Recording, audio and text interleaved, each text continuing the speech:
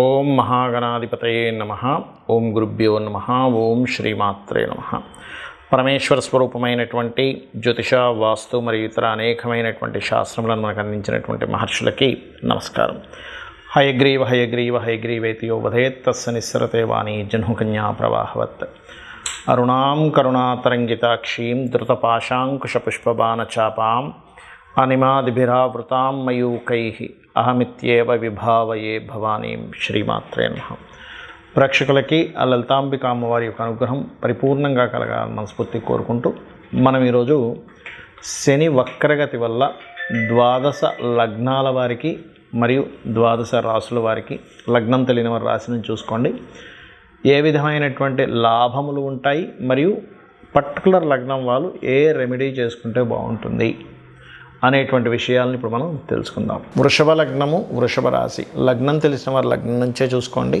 అసలు అంటే లగ్నము రాశి అని తెలియని వాళ్ళకు కూడా చెప్పాను, వీడియో ఎండింగ్ వరకు చూసినట్లయితే దాని యొక్క విషయం తెలుస్తుంది. అలాగే ఇక్కడ పర్టికులర్గా ఏంటంటే మీకు శని వక్రగతి అనేటువంటిది ఉన్న ప్రదేశం నుంచి ఇతర ప్రదేశాలకి మారడం ద్వారా ఉద్యోగ అవకాశాలు బ్రహ్మాండంగా పెరుగుతాయి. ఫైనాన్షియల్గా మంచి గ్రోత్ ఉంటుంది. అంటే ఇవన్నీ కూడా ప్లస్ పాయింట్స్, జాగ్రత్తలు కూడా చెప్తాను. ఫైనాన్షియల్ గ్రోత్ ఉంటుంది. సంతానం విషయంలో గతంలో కొంతమందికి మిస్క్యారేజ్, అబార్షన్స్ అవుతూ ఉంటాయి. అటువంటి వారికి కొంత ఊరట లభిస్తుంది. అంటే సంతానం విషయంలో కొన్ని పాజిటివ్గా కొన్ని వింటారు. రాజకీయ నాయకులకు కూడా గతంతో పోల్చుకున్నట్లయితే ఈ శని యొక్క వక్రగతి మీకు ఒక మంచి ఫలితాలను ఇవ్వనుంది, గుర్తుపెట్టుకోండి. అలాగే ఇక్కడ ఉద్యోగంలో ఎప్పటి నుంచో ట్రాన్స్ఫర్స్ కోసం ట్రై చేసేటువంటి వారికి ఇది ఒక మంచి ఫలితంగా చెప్పుకోవచ్చు, వేరే ప్రాంతానికి వెళ్ళడానికి. మరి వ్యాపారంలో లాభాలు కానివ్వండి, అంటే ఇక్కడ ఇంపోర్ట్ ఎక్స్పోర్ట్ బిజినెస్ చేసేవారికి కానివ్వండి, ఆన్లైన్లో బిజినెస్లు చేస్తూ ఉంటారు. అంటే ఆన్లైన్ బిజినెస్ అంటే మీరు బెట్టింగ్సో లేకపోతే ప్యాకెట్లో అనుకోకండి దయచేసి.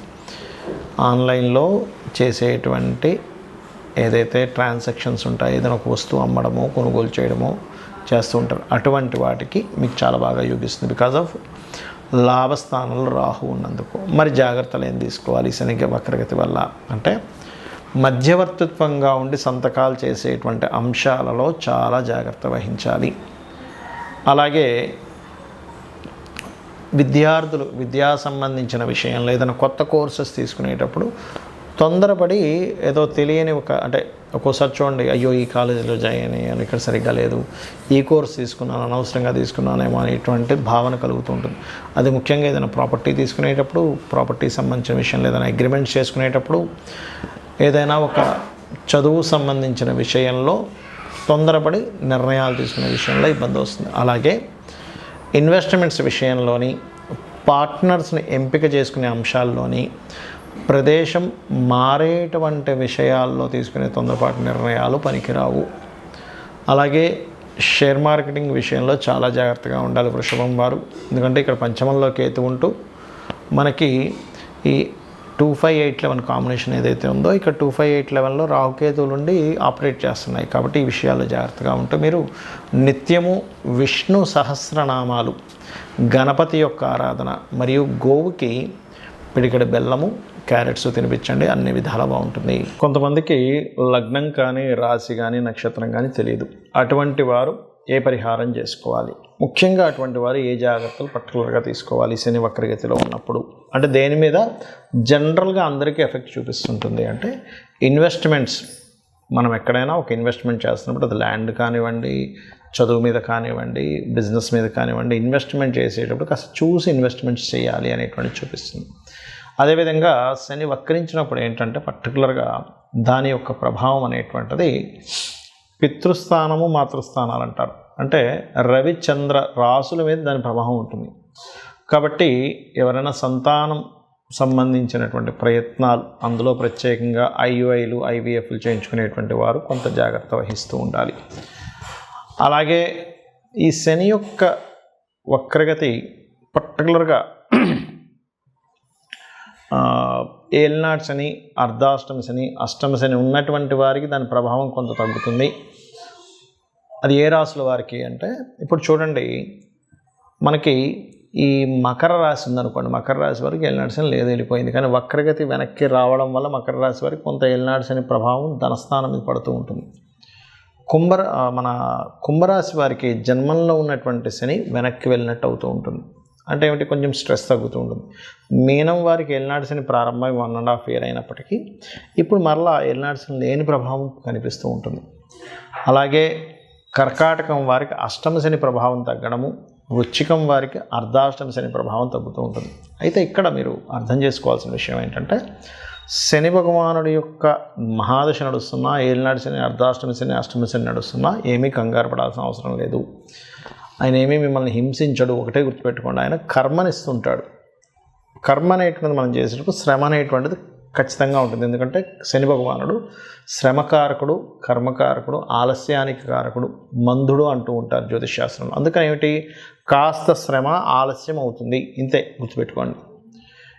మనం చూడండి, ఏదైనా ఒకటి ఇన్ఫర్మేషన్ ముందే మనకి ఇది ఇప్పట్లో రాదు, కొన్ని రోజులు టైం పడుతుంది అని ముందుగా మనం ఫిక్స్ అయ్యామనుకోండి ఏదైనా ఒక విషయంలో, మనం అప్పుడు ఇబ్బంది పడం. అలా కాకుండా ఈరోజే వచ్చేస్తుందండి మనకు ఆ రిజల్ట్, లేకపోతే ఈరోజే మనం దాన్ని మనీ ఇస్తాను, వ్యక్తి ఇచ్చేస్తాను అన్నాడు అన్నప్పుడు మాత్రమే అది రేపటికి పోస్ట్పోన్ అయితే మనం స్ట్రెస్ ఫీల్ అవుతాం. అలా కాకుండా ఓ వారం 10 రోజుల్లో వస్తుందని మనం ఫిక్స్ అయితే ఒక రేపు వచ్చింది అనుకోండి ఆ రిజల్ట్, మనకు రావాల్సిన లాభము, అప్పుడు రేపు తొందరగానే వచ్చింది అనుకుంటాం. అలా ఏంటంటే ఈ రాసుల వారు పర్టికులర్గా ఈ 4.5 నెలలు అంటే ఎవరెవరు, ఇప్పుడు ఈ మిథున రాశి వారికి అష్టమ శని యొక్క ప్రభావం పడుతూ ఉంటుంది ఈ వక్రించడం వల్ల. అలాగే తులా లగ్నమ తులారాశి వారికి అర్ధాష్టమ శని ప్రభావం పడుతూ ఉంటుంది, ఏది పంచమంలో శని ఉన్నప్పటికీ వక్రించడం వల్ల. మరియు ఈ యొక్క ధనస్సు వారికి ఏలినాటి శని ఎండింగ్లో ఉండే ప్రభావం పడుతూ ఉంటుంది వక్రించడం వల్ల. వీరు కొంత జాగ్రత్త వహిస్తూ ఉండాలి. అలాగే ఇక్కడ ముఖ్యమైనటువంటి విషయం ఏంటంటే, చాలామంది వాళ్ళ జన్మజాతకంలో ఉన్నటువంటి ప్లానటరీ పొజిషన్స్ ఏమిటి, పిఏసి అంటారు, అంటే ప్లేస్మెంట్ ఆస్పెక్ట్ కంజంక్షన్ ఏమిటి, మహాదశ ఏం నడుస్తుంది, ఏ గ్రహం బలంగా ఉంది, ఏ గ్రహం బలహీనంగా ఉంది అనేటువంటి విషయాన్ని పరిశీలించడం మానేసి కాలసర్పదోషం ఉంది, లేకపోతే సర్పదోషం ఉంది, లేనట్లయితే ఏలినాటి శని నడుస్తుంది, ఇంకోటి ఏదో స్త్రీదోషం ఉంది, పితృదోషం ఉంది, అందుకే నేను జీవితంలో ఎదగలేకపోతున్నాను అనుకుంటారు. అది కేవలం ఆ పార్ట్ వరకే. స్త్రీదోషం ఉందంటే కేవలం ఒక స్త్రీతో జరిగిన వివాదం వల్ల మీరు ఇబ్బంది పడతారు. పితృదోషం ఉందంటే పితృదేవతల అనుగ్రహం తక్కువగా వస్తూ ఉంటుంది. కాలసర్పదోషం ఉందంటే అది కాలానికి ఆపాదించబడాలి కానీ జన్మజాతకానికి చేయకూడదని చెప్పబడింది. సర్పదోషం ఉందంటే కొంచెం మనిషి కోప స్వభావం ఎక్కువగా ఉంటుంది, సడన్గా అప్ అండ్ డౌన్స్ వస్తుంటాయి, అంతవరకే. కానీ మిగతా మన జాతకం మొత్తం అదొకటే రూల్ చేస్తుంది అనుకోకూడదు. ఒకవేళ ఆ దోషం ఉన్నప్పటికీ కూడా చాలా సింపుల్గా సర్పదోషం ఉన్నటువంటి వారు రాహుకేతు గ్రహాల దగ్గర దీపారాధన, రావి చెట్టు చుట్టూ ప్రదక్షిణాలు చేసుకోవడము, సర్ప ఆరాధన చేయడము, కాళహస్తికి వెళ్ళి రావడం చేస్తూ ఉంటే అది పూర్తిగా తగ్గిపోతుంది. దాని గురించి టెన్షన్ పడక్కర్లేదు. ఏలినాటి శని, అర్ధాష్టమ శని, అష్టమ శని నడిచేటప్పుడు మీరు చక్కగా ఏంటంటే కాస్త మధ్యాహ్నం పూట నిద్రించడం మానేయాలి. అది అనారోగ్యము చిన్నపిల్లలకి, స్త్రీలకి వర్తించదు. మళ్ళీ ఇది ఆరోగ్యంగా ఉండేటువంటి యువకులు కనుక మధ్యాహ్నం నిద్రిస్తే ఏలినాటి శని, అష్టమ శని సమయంలో వాళ్ళకి ఆ శని ప్రభావం మరింత నెగిటివ్గా ఎక్కువ పడుతూ ఉంటుంది. వాకింగ్ ఎక్కువ చేయడము, ఎక్కువ శ్రమించడము, ఇట్లాంటివి చేస్తూ ఉండాలి. అప్పుడు దాని ప్రభావం అనేటువంటిది పడదు. అదేవిధంగా స్త్రీ శాపం ఉంటుంది. అంటే శుక్రుడు పాడైనప్పుడు సర్వసాధారణంగా అనవసరంగా మీరు స్త్రీలతో గొడవలు పెట్టుకోకూడదు. మాతృశాపం ఉన్నప్పుడు మాతృతో ఇంకా ఎక్కువ గొడవలు పెట్టుకుంటే ఆ కర్మ ఇంకా పెరుగుతూ ఉంటుంది. పితృశాపాలు ఉన్నప్పుడు తండ్రితో ఎక్కువగా గొడవలు పెట్టుకోకూడదు. ఇవన్నీ ఏంటంటే ఈ గ్రహాలు ఇవి ఎందుకు ఇలా ఏర్పడ్డాయంటే పూర్వజన్మలో చేసుకున్నటువంటి కర్మ ఆధారంగా ఇవి ఇలా వచ్చాయి. కాబట్టి దాన్ని మనం అర్థం చేసుకొని ఇంకా ఆ కర్మను పెంచుకోకుండా పోయిన జన్మలో చేసిన కర్మ వల్ల ఇలా ఏర్పడింది కాబట్టి నేను దీన్ని తగ్గించుకోవాలనుకుంటూ నిత్యము అమ్మవారి యొక్క నామాల్లో,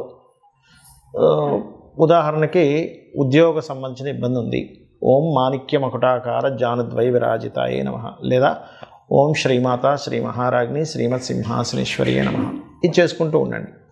అలా కాదండి ఫైనాన్షియల్గా ఇబ్బంది ఉంది, ఓం సంపత్కరీ సమారూఢ సింధుర వ్రజ సేవితాయే నమః, లేదా ఓం ధర్మాధ్యక్ష ధనాధ్యక్ష ధన ధాన్య వివర్ధినియే నమః చేసుకోండి. ఆ రకంగా అప్పులు ఉన్నటువంటి వారు ఓం అపర్ణాయ నమః. ఇలా ఒక్కొక్క దానికి మన లలితా సహస్రనామాల్లో ఒక్కొక్క నామాన్ని ఇవ్వడం జరిగింది.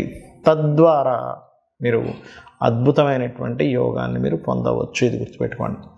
అలాగే మరొక విషయం ఏంటంటే ఇక్కడ ఈ యొక్క రాశి అంటే ఇప్పుడు మనం చెప్పుకున్నటువంటివి ఏవైతే లగ్నము రాశి ఉందో మీ పర్సనల్ చార్ట్లో మీ లగ్నరీత్యా ఏ కాంబినేషన్ ఏర్పడింది, దానికి ఏ దానం ఇవ్వాలి, సింపుల్గా ఆ గ్రహానికి దీపారాధన చేయడం ద్వారా కూడా మీరు క్లియర్ చేసుకోవచ్చు ఒక మంత్రం ద్వారా. అంతేగాని అమ్మో నాకు ఈ మహాదశ నడుస్తుంది ఏదో అయిపోతుంది అనేటువంటిది పెట్టుకోకండి. కర్మ చేస్తూ ఉండండి, మీ పని మీరు చేసుకుంటూ ఉండండి, భగవంతుడికి సమర్పిస్తూ మీ పని మీరు చేసుకుంటూ ఉండండి.